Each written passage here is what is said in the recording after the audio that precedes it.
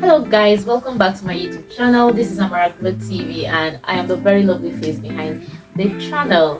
As usual, I'm so excited to be on your screen today to celebrate 100 subscribers. I'm doing a get to know me video and I hope you just sit back and relax and get to know the nitty-gritty, the fun facts, the beautiful and amazing and the not so amazing things about the girl on your screen. So this is basically to make me feel more connected to my audience, like to get you to know me a bit more, a bit beyond what you would usually see on your screen. The very first one, what inspired you to start a YouTube channel? I think I've done a video about this. I'm going to link that video in the description box. I feel like life is full of beautiful experiences and everybody's experience is different. So what gave birth to starting up a YouTube channel is just to live life and share. Before then I had a blog, I still have a blog where I just share my experiences, just living and sharing. Why is it, I just feel like when people live their life on earth and die, their experiences just go with them. Like at least if you're not going to write a book, do something memorable, something that people will remember you for, and that is why this channel is here.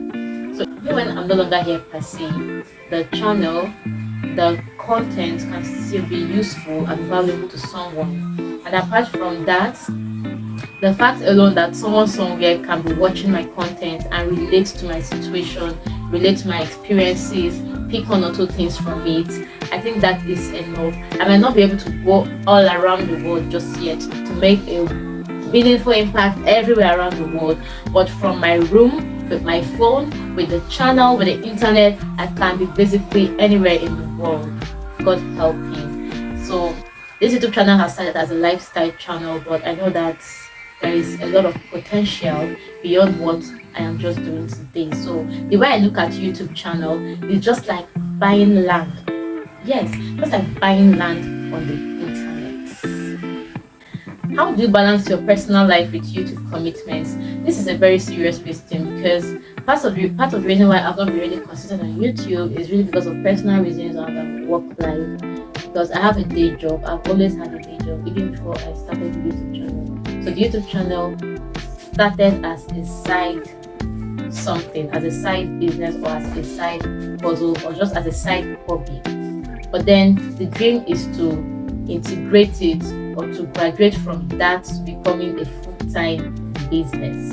So that is the dream, and that's why we are building from scratch. We are building every day. Today we are celebrating 100 subscribers. Who knows, in a few months we'll get to 1,000, and that's how we keep going and going. So how I balance the two? I think balancing work life and personal life as a YouTube person is quite easy because your work or your personal life doesn't really stop you. When you are creating content, you're basically, the content you are creating is basically what you are doing in the day. It's basically your life. So you can make it in such a way that even that your personal life and your work life, you can integrate them into the YouTube. So YouTube doesn't become like a stressful thing that you have to set time apart for, create all that seriousness for. It just becomes something that you do on the go. You can do a day in your life and it's content. You can be cooking and it's content. You can be doing other things for other parts of your life and content just comes out of it or comes out from it. What are your hobbies or interests outside of YouTube? I never knew that I would enjoy doing YouTube. Like I never knew I would enjoy sitting, talking to a camera, documenting my life and my process, enjoy the process of editing, enjoy the nervousness of posting. I never knew I would come to enjoy it, but it has become something that I enjoy. So prior to now, I enjoy reading. I read a lot, especially history books. I love to watch movies, especially period pieces. So those are things that I love to do. I love to read and I love to see movies. And now I love to shoot videos, edit content, document processes, document my life, just be a content creator in my own way. Where do you see yourself and your channel in the next few years? I see myself and my channel being in the YouTube Black Creators class. I think that's what it's called. But basically, I see myself and my channel going to make so much impact. It's not just about growing the channel and growing the numbers, but being able to grow a community that I will make meaningful impact. The people that will watch my videos and actually get something from it or relate with it. So that is the dream, that is the goal. As we are growing in numbers, we are also growing in impact, growing in connection. That is the dream that I have for this channel.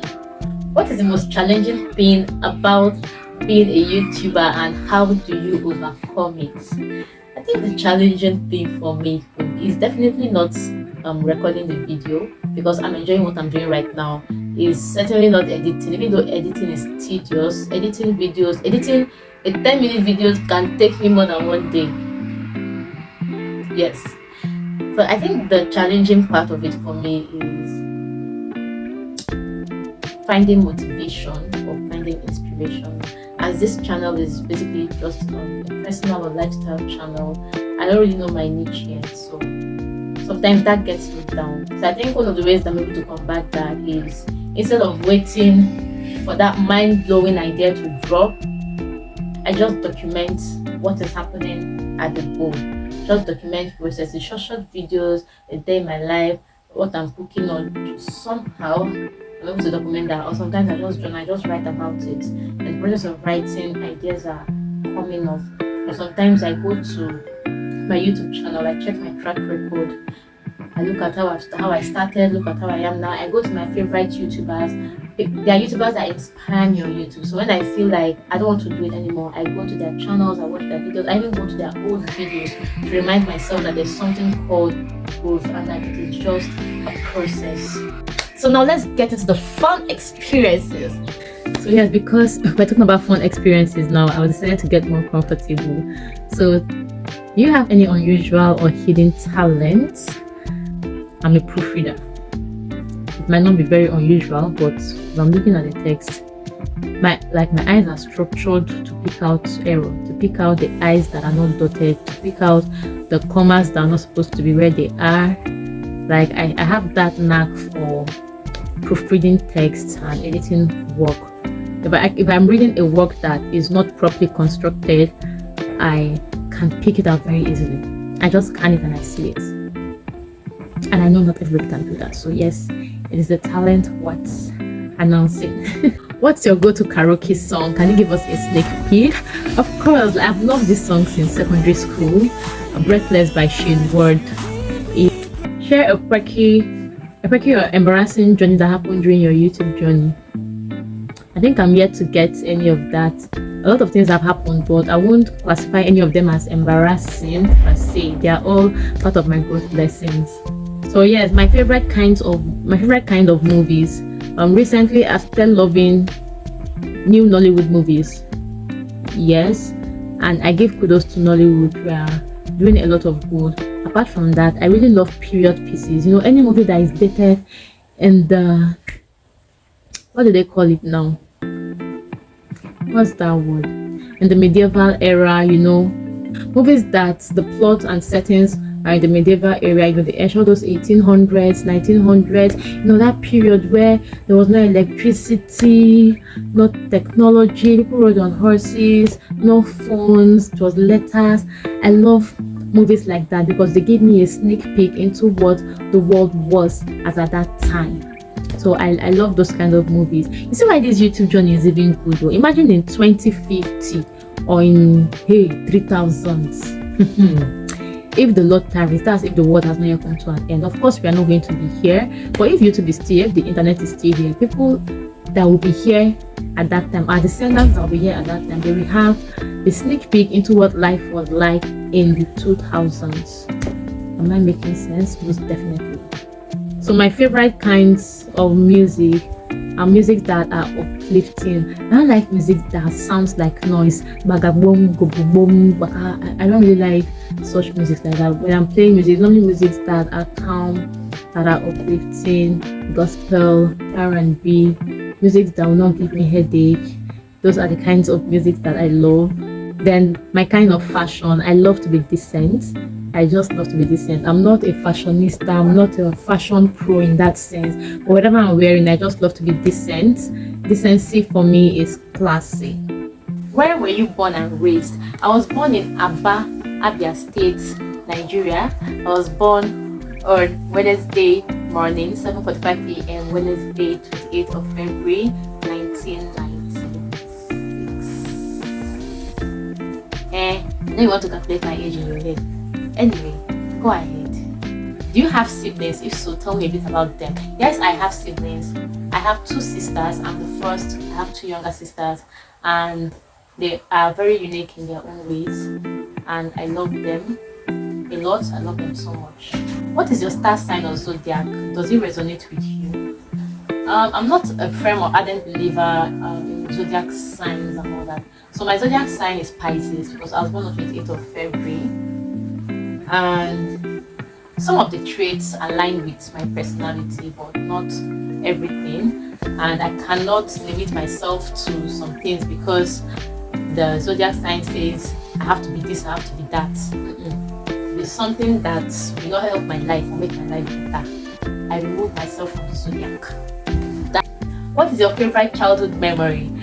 I think my favorite childhood memory has to be when my little sister was born, when Theo was born. I was very little. I think I was 4 years old at the time when I was in the house, and then my mom was in the hospital. The hospital was in the street across the house, and they just told us, they came, there was noise and jubilation, and mommy has given to bed. Mommy has put to bed and all that. So I went to the hospital, and there was this white little cot. And then I tried to, you know how the baby cot is, I tried to peep in and look into the cot, and I saw this very white baby. She looked like a live doll, and I was fascinated. Like, that picture has always been in my head. I'm sure I don't think she has heard this story from me, but I was fascinated. Like, what is this cuteness? What is this fineness? This is my life-size doll. That was just what occurred to me at that time, and there's all the childhood memories that I relish so much. I have a lot of beautiful childhood memories, but that one kind of stands out in a way. Are you more of an introvert or an extrovert? I am an introvert. I'm an introvert. I've always been an introvert. I'm not the one to enter a room and people know. I'm not the one to enter a room and announce my presence. I've always been an introverted person. Even though from this video, it seems like I'm not an introvert. Maybe I'm an ambivert. I'll stick to introvert because I'm basically in my room alone with my camera. I'm not facing the crowd. I'm not seeing you. I'm just talking to you and you're going to watch me. Yes, I think I'm more of an introvert. That was what led me to start writing, to become more of a writer and more of a reader. Because back then in secondary school, when everybody is mingling and hanging out, and those my close tight friends are not around, I get lost in my books, or when I didn't have any more books to read, I started writing to create my own stories. So that was how my writing journey basically began. So yes, I'm more of an introvert. I'm not the person to strike up a conversation with someone if you haven't made the move, even though it's something I'm working on now, because I know in today's world you have to build interpersonal and relationship skills. So it's something I'm currently working on and building. What is your favorite season and why? Definitely not rainy season. I do not like rainy season. I think I like the Harmattan season. That's our own Christmas season. The periods from, I think, November through December through January. That period of Harmattan and dryness. I love that season. Apart from the festivities that come with it, I just love the feeling of the air that comes in that period. Are you a morning person or a night owl? I think I am more of a morning person. I feel more energetic in the morning, but at night I just like to get my rest. I think because I have to get to work the following morning, and it's the mornings that I get to do most. Like, my brain is more open and more sharp to do things in the mornings. Are you a dog person or a cat person? Definitely, I don't really like dogs to start with, but you see, cats is a definite no. I don't like cats. I don't like dogs, even though there are some dogs that are cute too. But I'm not an animal person. I'm not someone you give an animal as a pet, unless maybe it's an aquarium that has fish inside. Or you see fluffy animals that will be jumping up and down everywhere. That count me out. What is your favorite book or book series? Okay, I think my favorite book series that I read and I really loved, Francie Rivers books. I think the trilogy, A Voice in the Wind. I can't quite remember the other two names of the books, but I love reading Francie Rivers books. Her books kept me company a lot in school, so I really loved 3, and then a series that I really loved. I'm not ashamed to say it, I'm a Harry Potter fan. I read part of Harry Potter when I was much younger, but then in 2021 I watched Harry Potter. Yes, it's that recent. I watched from season 1 to the final season, and I enjoyed it, and I can still watch it again today, and I won't be bored. Are you more of a beach person or a mountain person? A beach person. Not my climbing the mountain to go and look for. Not to enter heaven from the mountain. A beach person. Prefer the beach and water than climbing. What kind of exercise is that? Manual labor. No. Pass. What is your favorite way to unwind and relax? I think my favorite way to unwind and relax is just have a nice bath, eat my favorite food, and I read a book called most recently I just binge on Netflix, watch kind of movies on Netflix. That's been my way to relax or recent. Are you a tea or a coffee person? I love coffee. I prefer coffee to tea. I'm a coffee girl. If you could have any superpower, what would it be and why? If I could have any superpower, I've always said it would be the ability to disappear from here and appear wherever I want to be. I think that is what they call it. Is it push on the screen? Philip Airways. Like imagine, in this current Nigerian economy that fuel is 500 naira. Even if I just want to get to Abuja like this, I just close my eyes and I'll just appear there. What superpower would be more than that? If I was to have a superpower, that would be it. I would have gone around the world. But unfortunately, that's not a superpower I have. Are you more of a planner or spontaneous? I don't even know where to classify myself for this one. I think I'm spontaneous, but I'm trying to become a planner. Yes, that is it. I'm spontaneous, but I'm trying to become more of a planner. It has not started working very well. I know that to start working by the grace of God, but I'm more of a spontaneous person.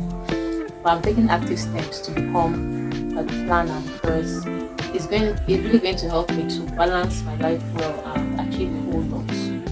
You could travel back in time. What era would you choose and why? It really interests me because, like I said, I like watching period pieces and reading about history because I like to know what life was like in those times. But as much as I loved and admired and was fascinated by how people lived in those times, I think I prefer living in this present time and day. This doesn't answer the question directly, but I'm sure you get the point. What is your favorite inspirational or motivational quote? This one, I think I got it from the Bible, Romans, where the Bible says, Apostle Paul wrote that all things work together for good to them that love God and are called according to His purpose. That has been my life motto, and I kind of paraphrase it into I can never be disadvantaged. So it kind of helps me that no matter what is going on, I shall know that last I cannot be disadvantaged. Anyhow it wants to be, I will just somehow want to see the positive part and know that last to work out for good, to be for good. Like I'm that kind of person that if I'm somehow late for something, I will want to look at the positive. Like what if I was late for a reason? Instead of dwelling on I'm late to like trying to see the good in everything and knowing that I cannot be disadvantaged. All things work together for my good. So that is something that keeps me going. What is your favorite board game or card game? I think my favorite board game. In fact, there are three that I love because that's what I always have around me. Ludo and Scrabble. Ludo and Scrabble. Those are the two games I play frequently. Yes, I believe I've said enough about me. I don't talk tired for this video. So thank you so much for sticking with me till this time. If you have any questions, you can let me know in the comment section and I'll be right here to give you a sweet reply. Thank you so much for staying to this time. I appreciate your time. It is not for granted. Thank you so much. I appreciate it. See you in my next video. Mwah.